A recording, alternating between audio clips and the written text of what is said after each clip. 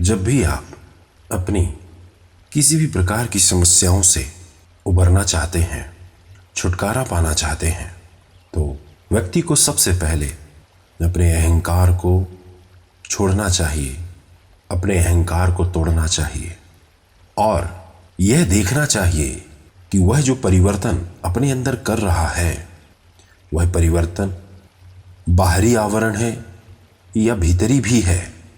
अगर वह केवल मात्र बाहरी आवरण से ही बदलना चाहता है तो बदलाव असंभव है, क्योंकि अगर वह केवल बाहर से बदलना चाहता है तो बाहर तो वह अपने आप को उसी तरह से बना लेगा, लेकिन जो उसके अंतरतम में है, जो उसके मन में है, जो उसके गुण में है, अगर वह उन सभी चीजों को नहीं बदलता या उसमें कोई बदलाव नहीं आता तो व्यक्ति का जीवन दुर्गंध के समान हो जाता है कि ऊपर से स्वर्ण जैसा चमकता है और अंदर दुर्गंध बनी रहती है।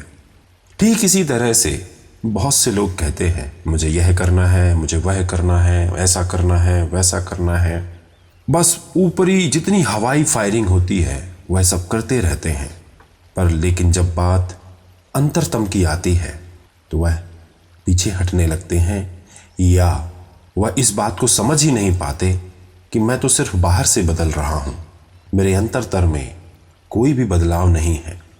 तो एक छोटी सी कहानी से जो बुद्ध के जीवन से संबंधित है, मैं इस कहानी के द्वारा आपको यह समझाना चाहता हूं कि अहंकार को छोड़ना और अपने अंतरतम को बदलना कितना जरूरी है किसी भी प्रकार की परिस्थिति को बदलने के लिए या किसी भी लक्ष्य को पाने के लिए या किन्हीं भी क्षेत्रों के लिए।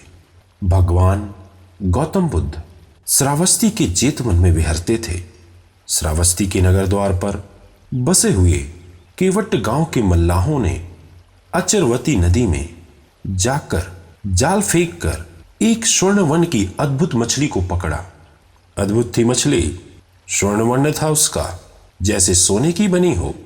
उसके शरीर का रंग तो स्वर्ण जैसा था, किंतु उसके मुख से भयंकर दुर्गंध निकलती थी।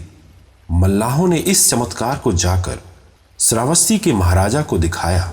ऐसी मछली कभी उन्होंने पकड़ी नहीं थी, ऐसी सुंदर काया कभी देखी नहीं थी किसी मछली की, जैसे स्वर्ग से उतरी हो।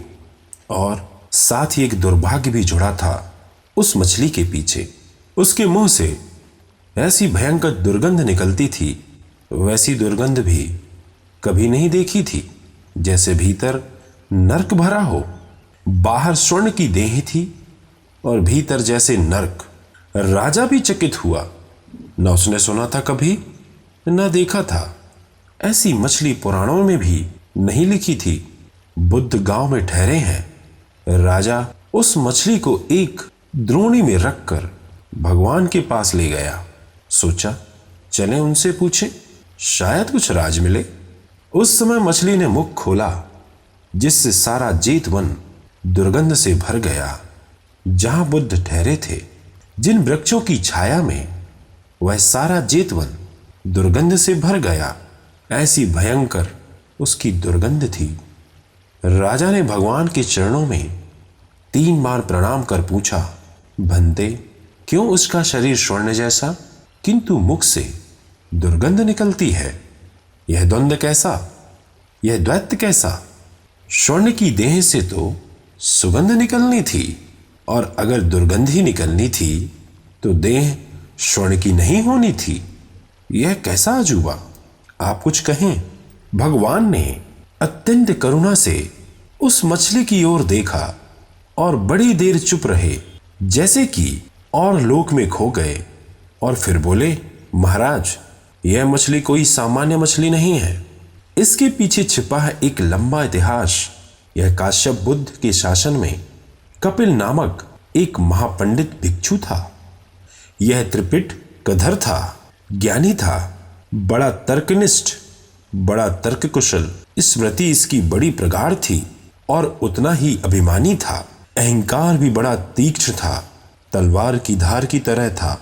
इसने अपने अभिमान में भगवान काश्यप को धोखा दिया, अपने गुरु को धोखा दिया।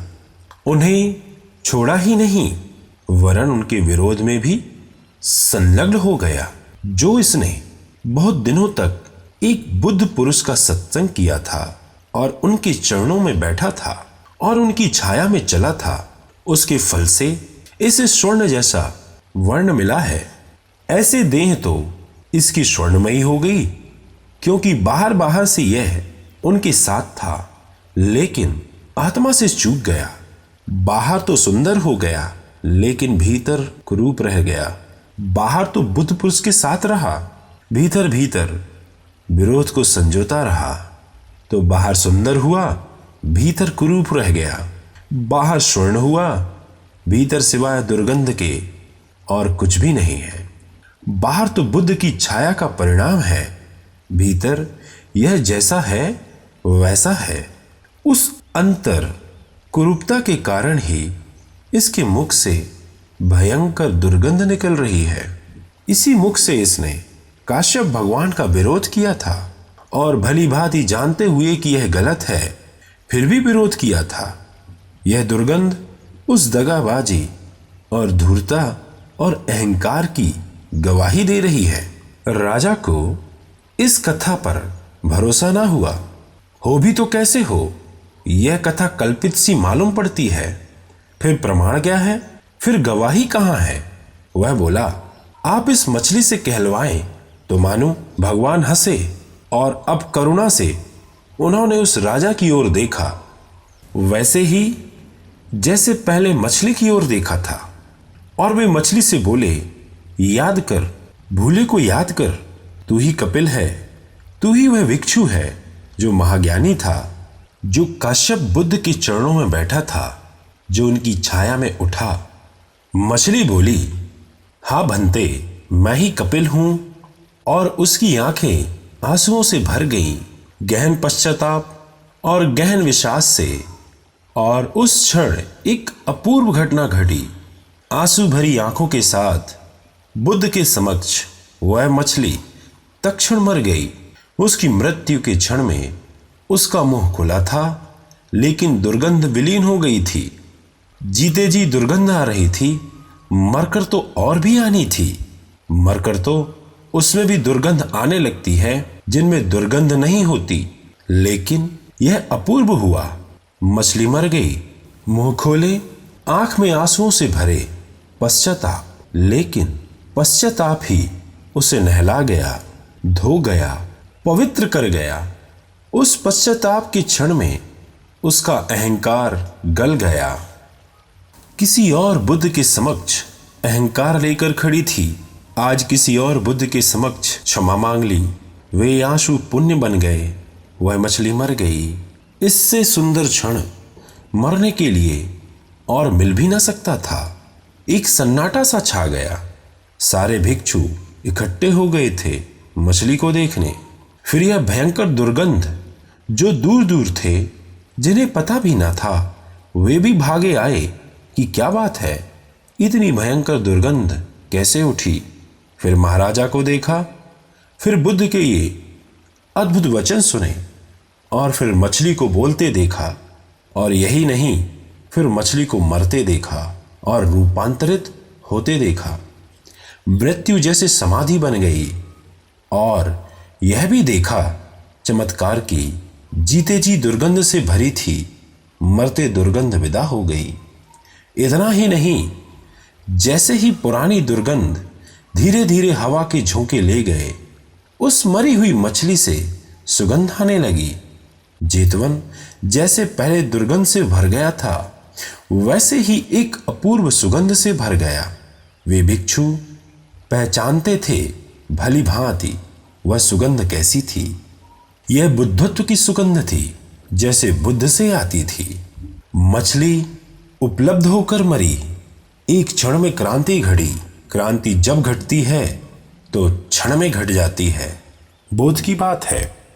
ठीक इसी तरह से हमें भी अपने जीवन में परिवर्तन केवल एक बाहरी मात्र नहीं होना चाहिए। हमारे सभी परिवर्तन आंतरिक भी होना चाहिए। उसी में ही परम सुख है।